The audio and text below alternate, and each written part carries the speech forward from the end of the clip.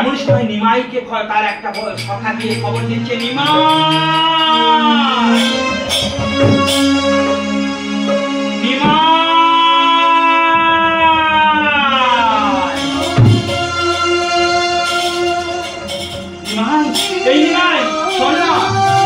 তোর বাবা নয়, তোর সেই কুকুরটা যেটা ভাঙা ছিল, সেই কুকুরটাকে মারতে উদ্যত হয়েছিল।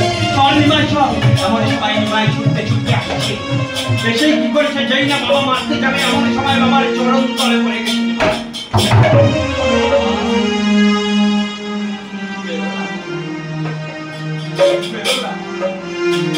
ওকে বেরো না বাবা, ওকে বেরো না, একে আমি অনেক কষ্ট দিয়েছি।